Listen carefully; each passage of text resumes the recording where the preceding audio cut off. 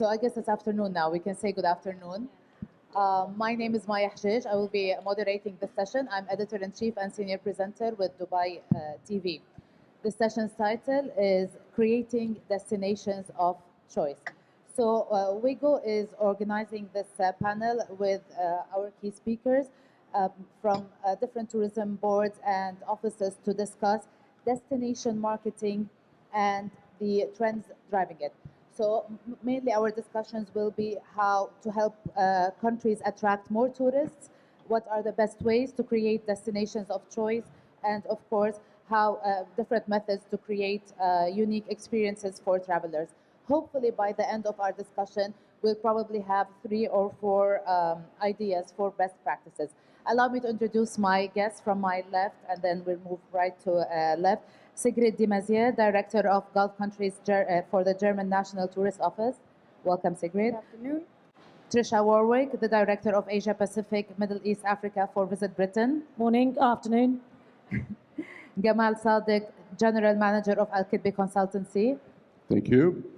Hazem Tariq Al-Sawaf, Director of Marketing and Communications for Sharjah Commerce and Tourism Development Authority. Thank you and good afternoon. And Ma'moon Hmedan, Managing Director for MENA and India at WIGO. Thank you. Welcome, everyone. Let's start with you, Gamal. Jamal, beginning. Let's discuss, because we're talking about destination marketing, and it was very intriguing when we spoke on the phone before you told me about destination yield marketing. Let's begin with that and then develop and see how we're going to take it from there. Okay. Well, I'll try to make it as simple as possible because it requires a lot of methodologies and procedures in advance. My background is related to yield management. It used to apply for hospitality sector. And recently we came up with a procedure which is called DYM, Destination Yield Marketing or Management. It goes for both. And we were able to reach these kind of best practice or procedure based on 2 things. The great tools we have now in the digital world in terms of statistics, numbers, and the way we can reach our targeted travelers. And from the other side, we used the Six Sigma methodology, which proved a very high level of output measurement. Okay, not to make it that hard, we start the first procedure by measuring in details each destination seasonality when it comes to rooms availability within the destination. One of the golden rules to promote the destination, you need to know exactly your product and the seasonality of your product and the availability of the rooms and the seats in each season. Once we know exactly the availability, we talk those that have not been sold historically, and we start promoting them in the markets that we know that have a good outbound and connectivity within this specific period. The market So, interested. yeah. This will first help us to increase the bookings within a certain period without affecting the actual existing business. It will help us open new markets and new routes that we are working on. And the best thing in it, it's measurable in details. We know exactly how much we're spending, and we know exactly how much business we're getting in return. So it's part marketing, but there is the biggest part of it, it's purely revenue and yield management. Okay, I'll move on to Trisha and ask you about your expectation of 825,000 visitors from the GCC region this year. That is your expectation to visit Britain. How will destination marketing help you attract that number or fulfill it at least? Yeah, thank you. Yeah, I'm delighted. 825,000 is still in an upward trajectory. So, you know, we're blessed that the GCC loves Great Britain, and long may it continue. The ways in which we, you know, Great Britain is often so familiar to people, they presume and assume they know what's going on.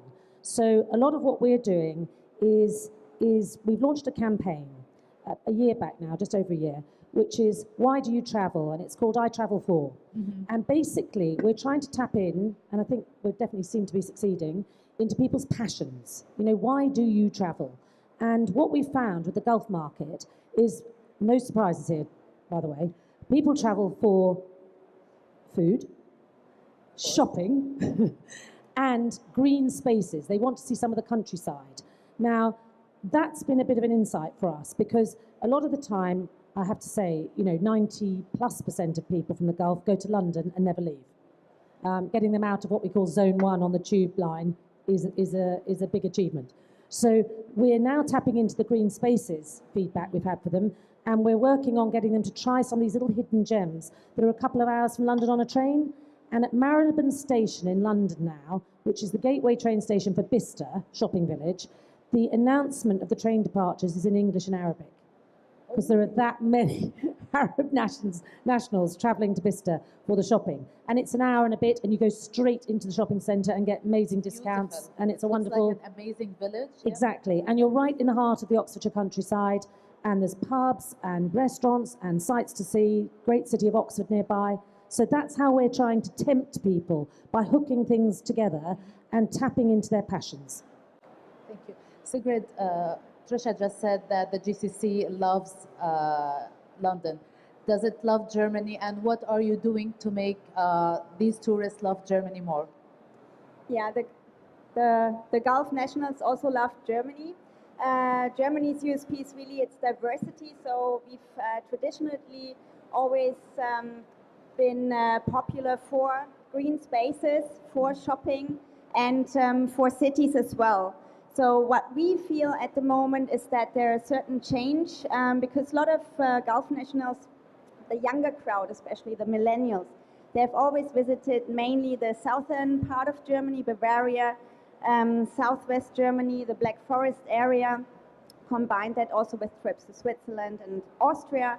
So this part is very familiar. It's that traditional kind of Germany where you also have the typical stereotypes in your head, like the Lederhosen, the Dirndls, the Oktoberfest, of course. But what we see now is a shift that this audience really wants to discover more, because there's actually like the center of Germany, there are all our great cities like Frankfurt, Düsseldorf, Hamburg, Stuttgart for the cars. Stuttgart as well. There's the Porsche Museum, there's the Mercedes-Benz Museum, there's also the Outlet City Metzing, one of the best of Europe's really designer outlets. And of course, not to forget our capital, Berlin, where we see a great demand, especially also from places like Saudi. They really want to see something trendy, cool, what they hadn't maybe seen with their parents. So that's, very positive news here from this region for Germany. So we spoke about how England, how Great Britain and how Germany are attracting GCC nationals. How is Sharjah attracting GCC nationals? And on the other hand, are you only looking to attract the regional tourists, or Hazem, you're interested in attracting international tourists? Well, Sharjah has multiple source market, whether regional, domestic market is one of the biggest markets. And there's a focus on culture in Sharjah already. True, but that was the mainstream for Sharjah for the past 10, 15 years. But in the past 2 years, we tried to add more subsectors to the culture, like street food, like adventure, family entertainment, just to add more, to expand our product offering, and of course tap into other markets. Now, in terms of targeting, of course, domestic market remains one of the big markets, but in terms of regional, Saudi is biggest. Actually, in a matter of fact, we've witnessed more than 51% increase in the past year on bookings and room nights from Saudis, and this is a huge number for us in 2 years period. In terms of international markets, of course, our biggest is still China and Russia, remains as our biggest markets. India is becoming a promising market. We've witnessed 20% increase in Indian booking from a year to year, as well as that was on multiple channels. But in terms of online, we have more than 11% increase from actually more. It's 14% increase from India market. In terms of European markets, and Russia is still one of them, but we've noticed a huge increase from German markets and German-speaking markets. We had 11% increase from Germany and UK as well from online bookings.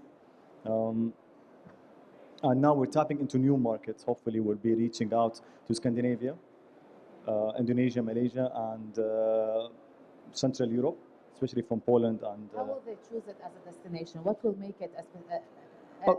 preferred destination? of course, now again, like any other destination, we follow airlines as as the first, let's say, primary entry point.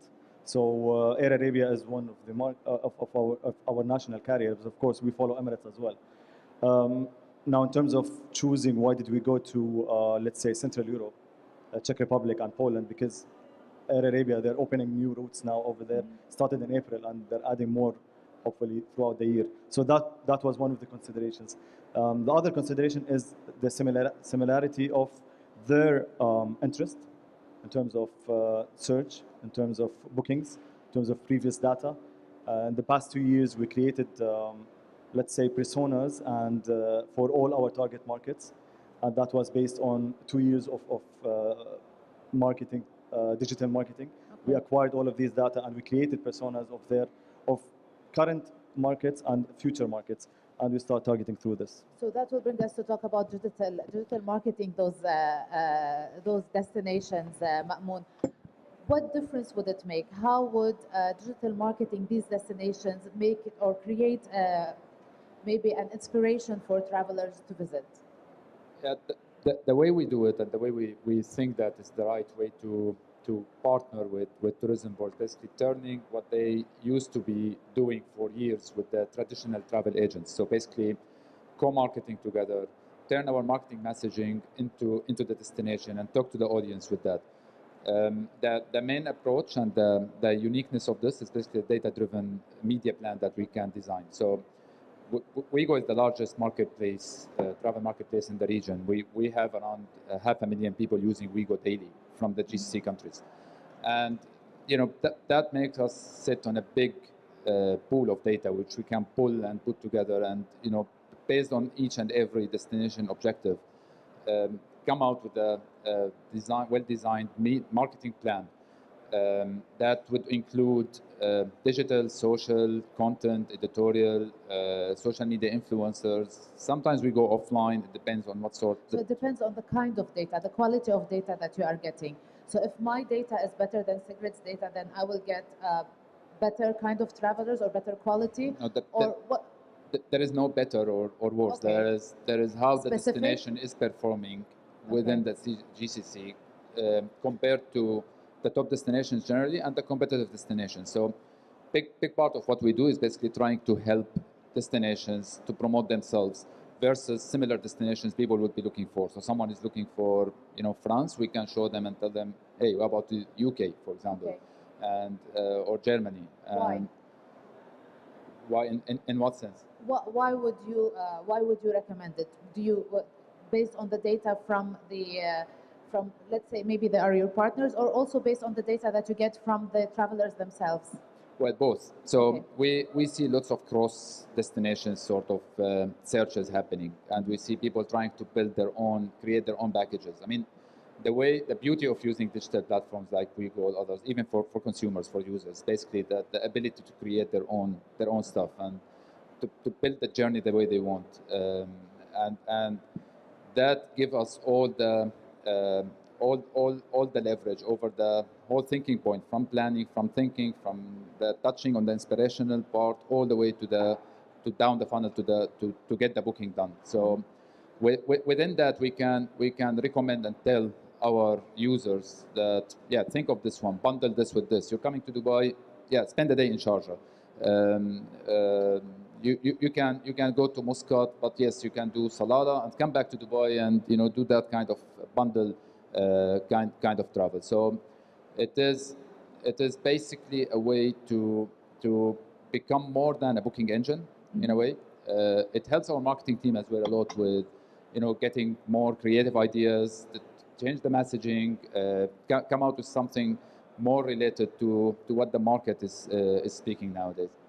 If anyone has any question at any time and you feel that you would like to ask our guest, please just wave one way or another. I'll try to look here. Jamal, I'll move on to ask you, how important do you think that partnerships in this direction would be in order to, like partnerships with people like WeGo, partnerships with tourism boards around the world? I'll give an example of a partnership that is done between tourism boards and WeGo.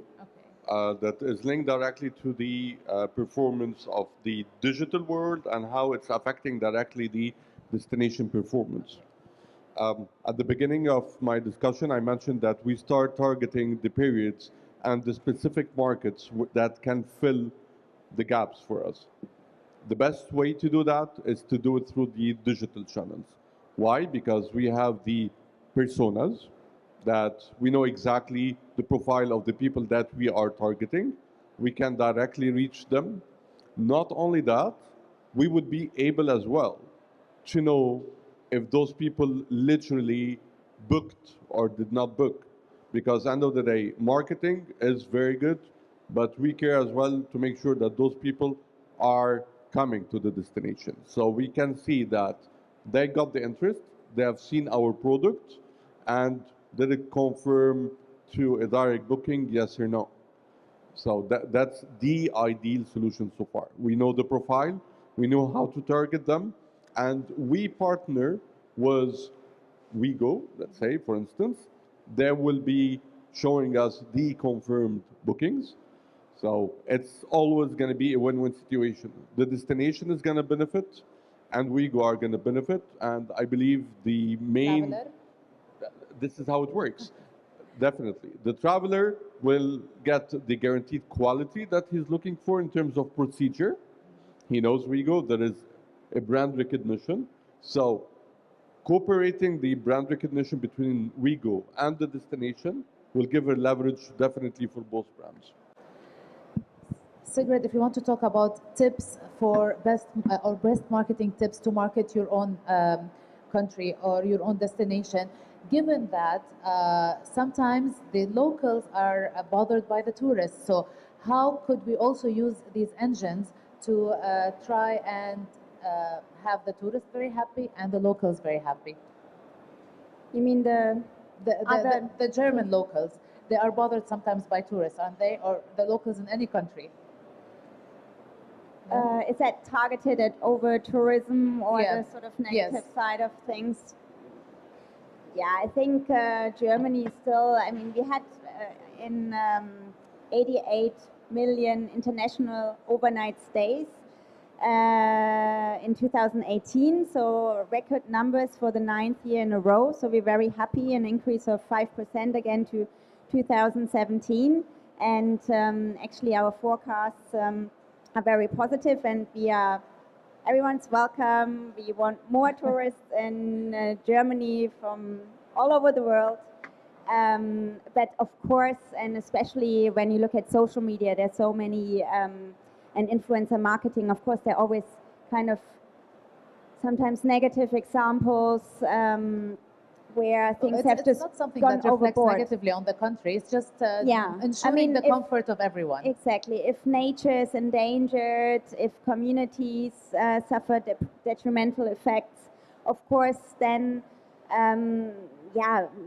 authorities have to take action in terms So- of gathering everyone at a table and finding a constructive solution without losing sight that tourism is about Important. bringing cultures So together. if we're going to market tourism Yeah. now, what Yeah. would be the most interesting tips that we can for the marketing of the brand? Yes. Well, for us, we feel authentic experiences are becoming more and more important, more personalized experiences.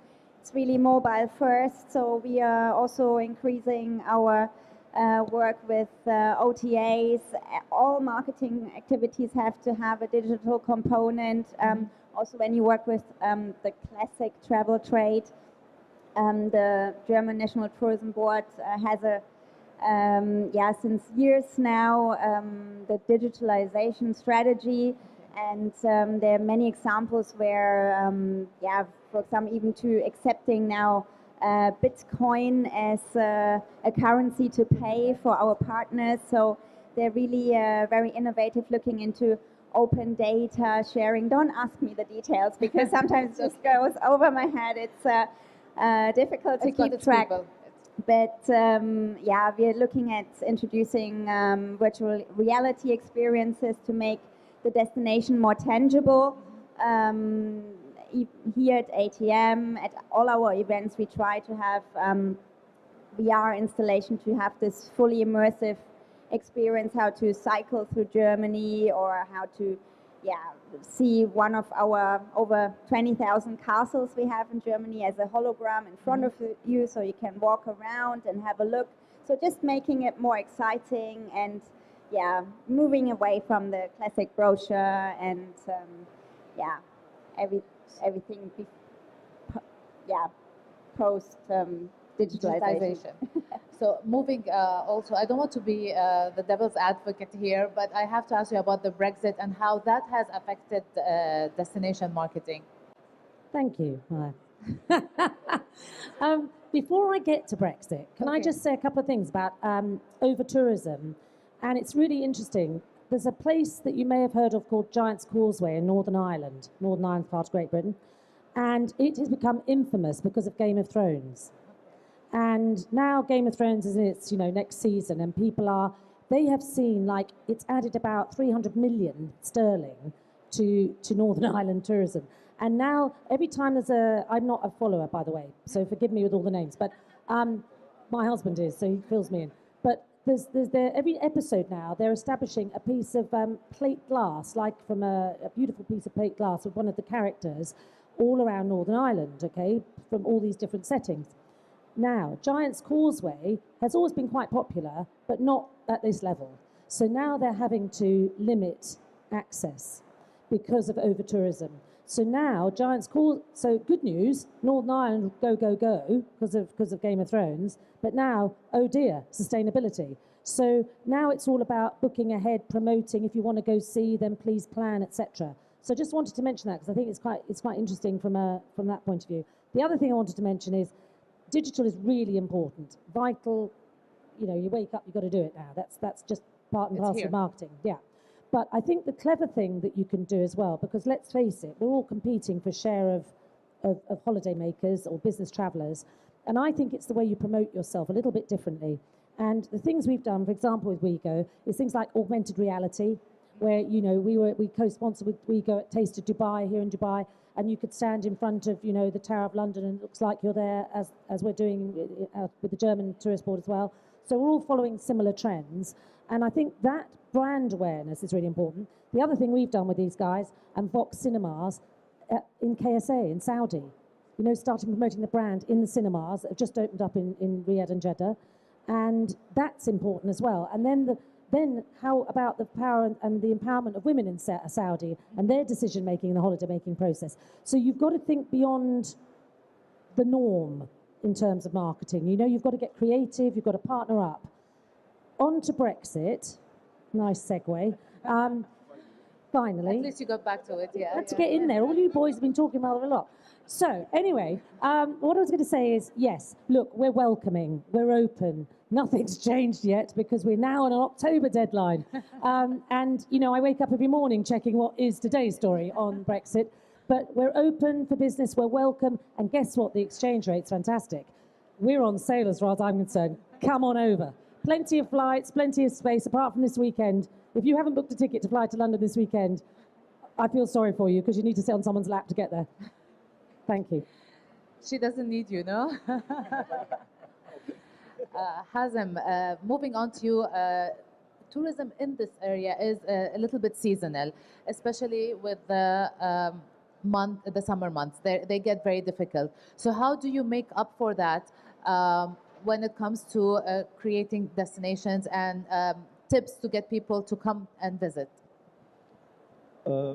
Yeah, it is seasonal, but we figured out a way to keep it all year long. Oh, yeah, that's amazing. How? It's doable. Okay. Again, you need to just tell everyone, everyone has to know that it's hot. But again, there are a lot of things can be done, whether indoor, based on multiple things, and whether shopping or whether recreational. In terms of events, we now started with our summer festival, and based on shopping discounts, based on water experiences. Again, the beach is still open, so it's hot, but again, you can still stay Okay. on the water. Yeah, I share the pool myself, for example. We are creating a multiple of indoor events for families and even adventure seekers, indoor adventure seekers. And this year will be our third edition for the summer festival. So it is complementing our offering. Of course, this still the highest bookings or the highest traffic in the season, which starts from October onwards.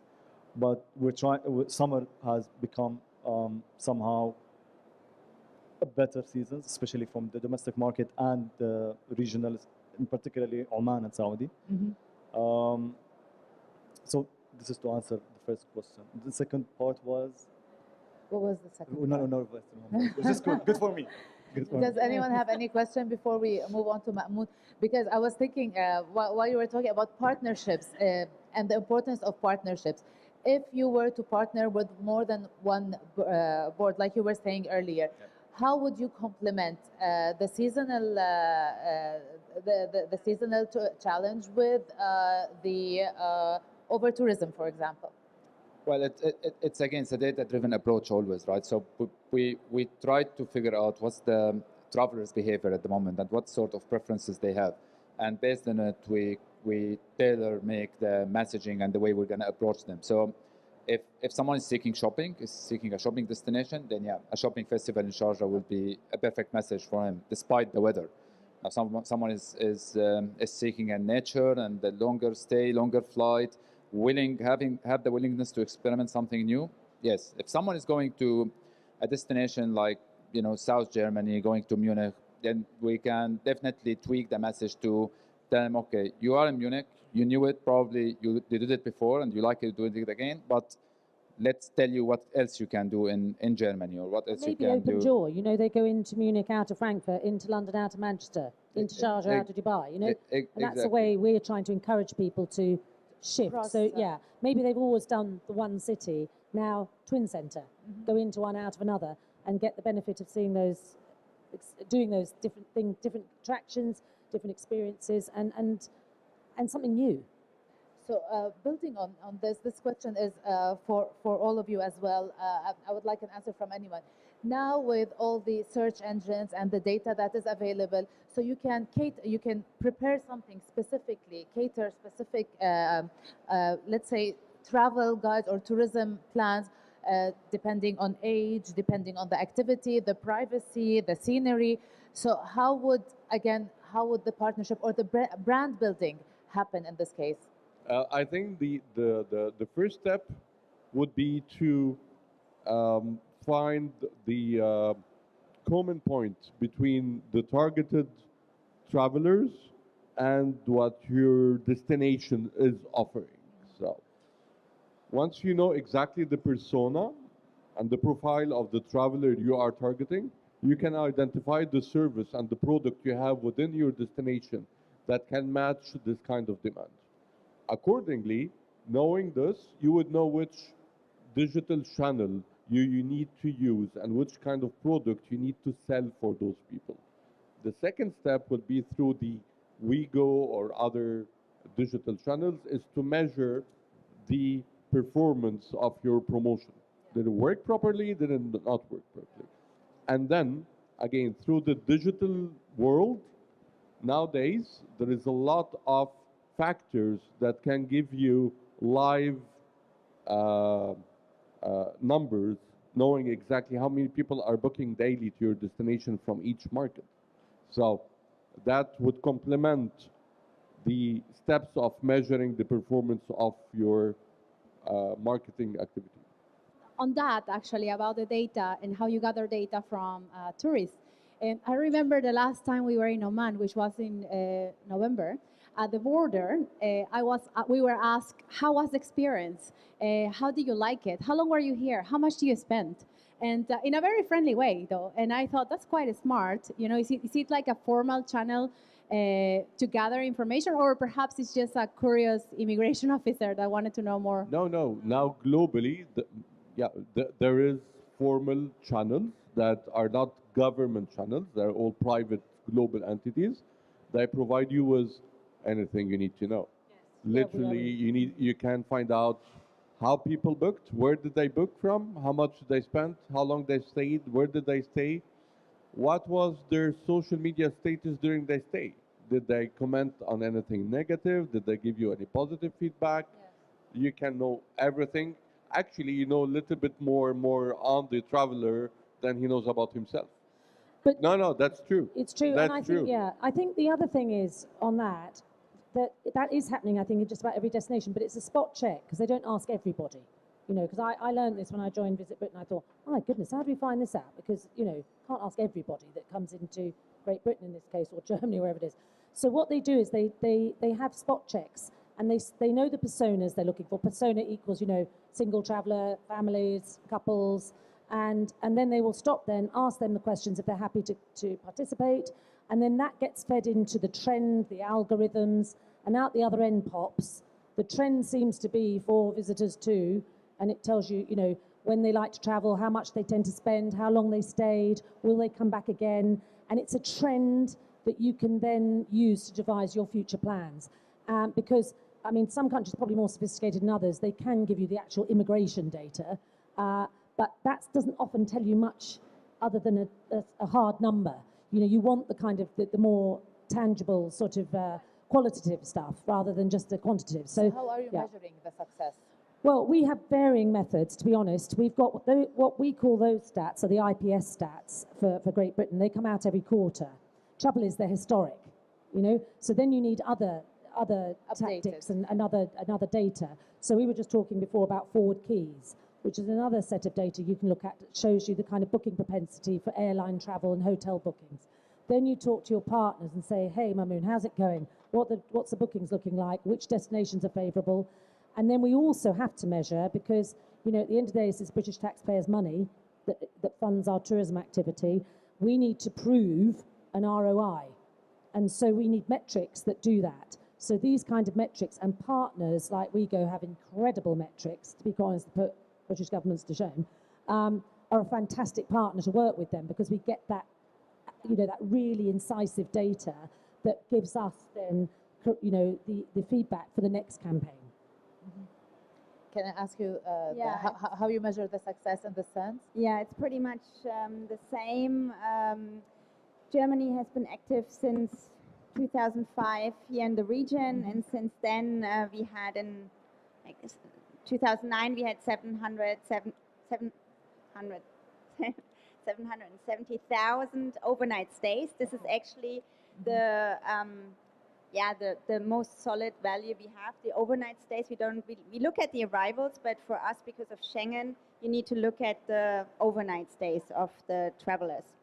Now in 2018 we had 1.8 million overnight stays from the Gulf region, so this is in 10 years an increase of 130%, which we're very proud of.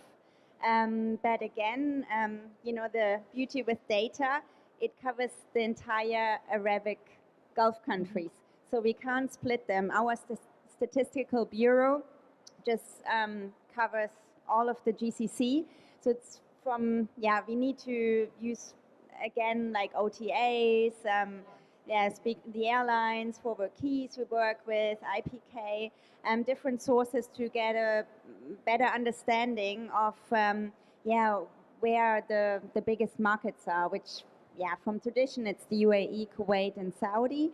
It's sometimes a little bit like a look into the crystal ball. We do a slightly deeper dive, and for example, for us, and it's not a new thing, but KSA are the highest spenders per head count in the world coming to Britain. No surprise, I suppose. But they stay a long time and they spend a lot of money. Okay. And globally, they are our number one value market in terms of how much they spend on a visit. So we can do that for Kuwait, for Saudi, and for the UAE, but I can't do it for Bahrain and Oman. So, you know, that's down to how much can you spend on researching to get the data. And then it's down to how many visitors come from that country.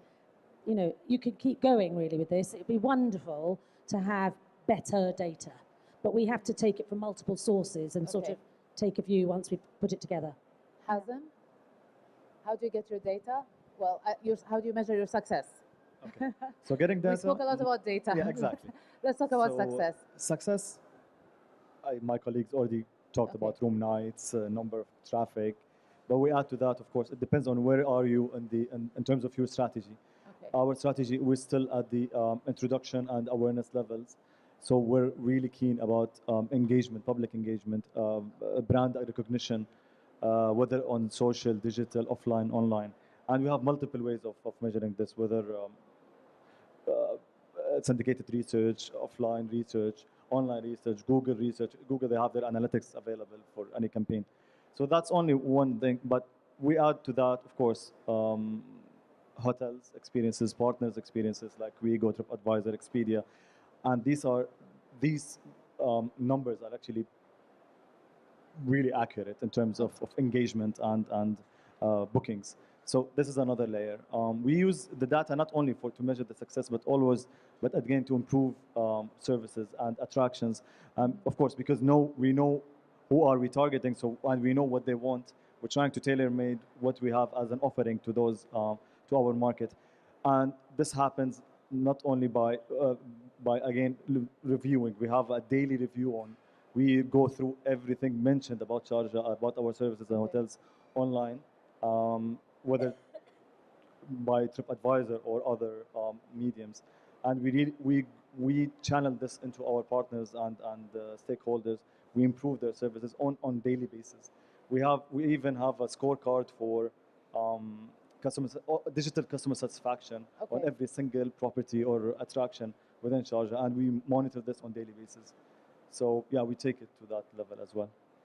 Ma'moon, this brings us to talk about how technology has positively disrupted the industry, the travel industry as a whole, and this has given you also challenges in order to cater to those countries, to the travelers, and to the airlines, and to everyone. How do you manage that?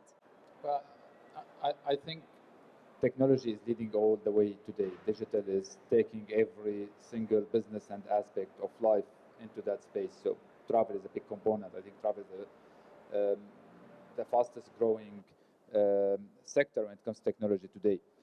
In the region here, I would say it was a bit behind, if you want to call it, like to capture all what's happening and trending out there. Since 5 years until today, we're kind of catching up. But yeah, if you think about it from marketing to utilize all these technologies that you can have in place and how to cater and to deliver the messages, it's incredible now. Social media is a big way to promote, big way to measure as well. I mean, when you send a social media influencer and you measure the interaction, also comments, likes, dislikes, extra. This is something never been available before. Today, with the sort of technology that we're working on building or designing our approach and the attribution models we have to pull out all of these numbers. I mean, speaking of data and how we can measure success, for example, it's a small component of that, but what we provide tourism boards basically, I think, big component of what they would look for. Generally, from the lead time, the how in advance the trip was planned, number of travelers, solos versus families, first class, business class, economy, class of the category of the hotel, 5 stars versus 3 stars, alternative accommodation, all of this, average spend, average booking value, the whole total basket for the trip for flights and hotels, and this give them and us a lot of information to start building the future plans and know exactly what type of users we are reaching to and how we can work towards providing them what they need. So we have to wrap up in a few minutes. I So want to go now. I'm just getting into it now. it's getting interesting. But before we wrap up, there's one more question. Okay. Yes. You know, with destinations such as, for example, Machu Picchu, that have recently been announced that is wheelchair friendly, it it started a conversation about inclusion and inclusive tourism. Yeah, I remember a visit to Windsor Castle and with somebody who was blind, and this person was able to understand where she was and what she was seeing because of this equipment that was provided. So it's how do you what are your thoughts on that? Do you think about inclusive tourism when you think about overall tourism in the country? Inclusive tourism. To your point, I think it's really important. I mean, in the UAE, people of determination, but disabled people, we would call that in Great Britain. And actually now, when you're building attractions, new ones, it's mandatory. So you don't have a choice, really. You must do it, which is great.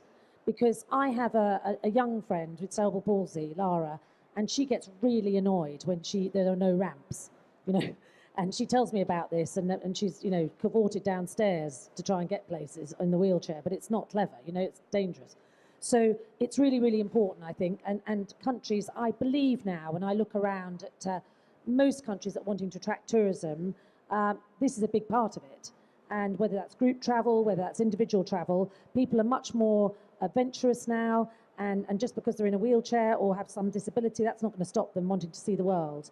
So what is happening, though, with places like Windsor Castle, which is a bit old, we have to retrofit, and then you're into clever techniques to do that. And whether that's installing, standard chair lifts or ramps or whatever it is. But I think technology is going to move on with this too. And things like AI and robotics are going to really help this area.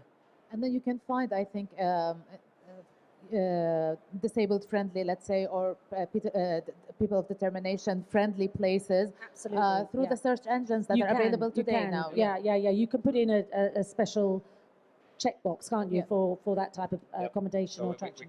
we can provide filters and and tell our users easily that use these filters and design and whatever would cater for that segment.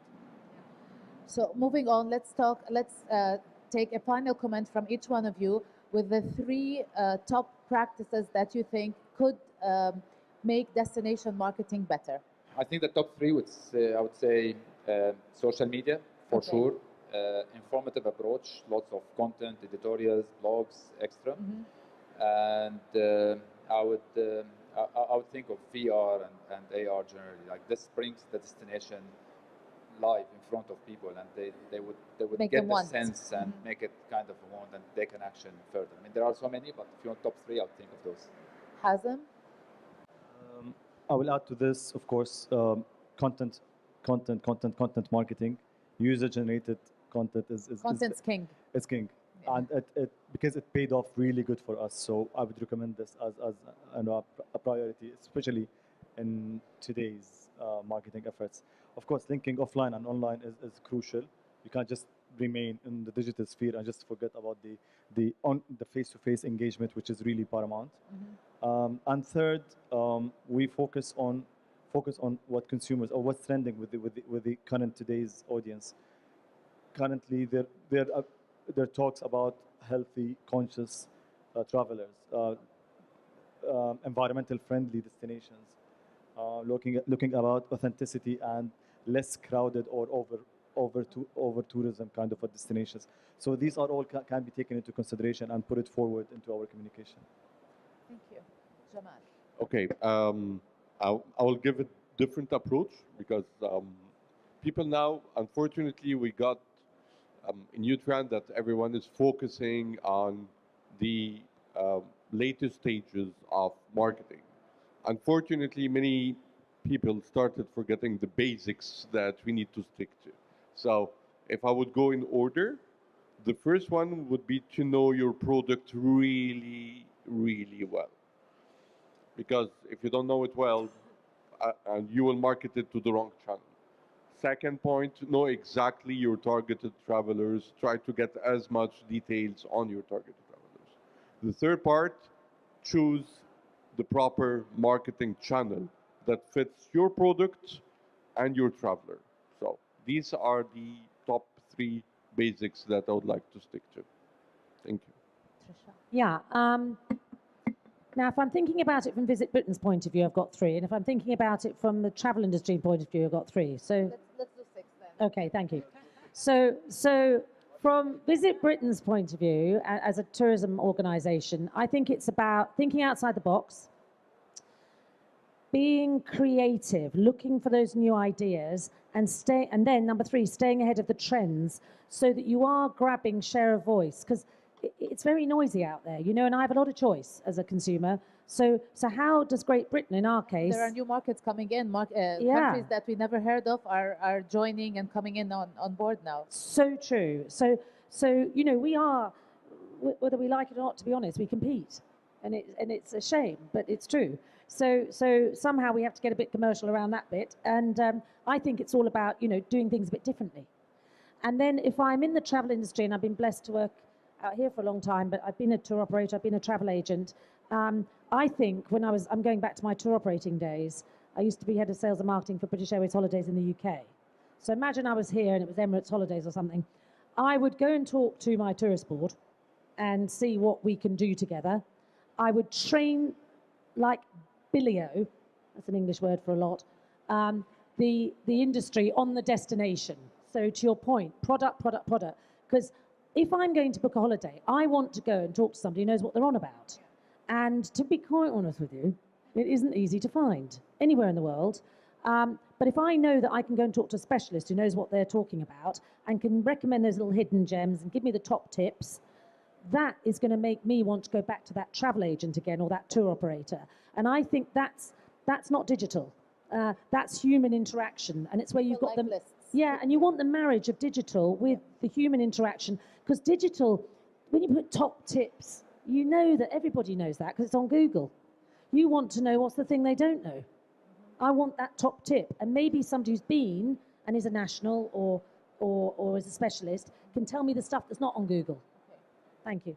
I think what we really need to focus is the customer journey, that we get all the points right. I mean, we mentioned content, also still the travel trade, that the travel trade is educated about the destination. So it's very important where people are so travel savvy these days and where you have actually a very precise idea of the place where you go because you've seen it online, you've seen videos, you've seen the Insta stories, you've seen everything before you actually go.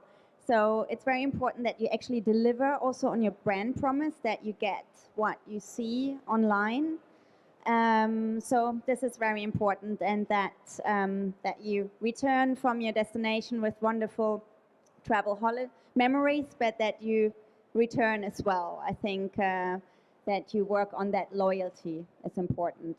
Thank you. I think I get out of this from our conversation, focus on data, definitely, for sure, the traveler's experience and partnerships.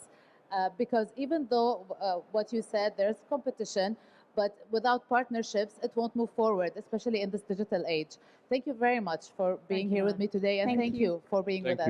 Thank you.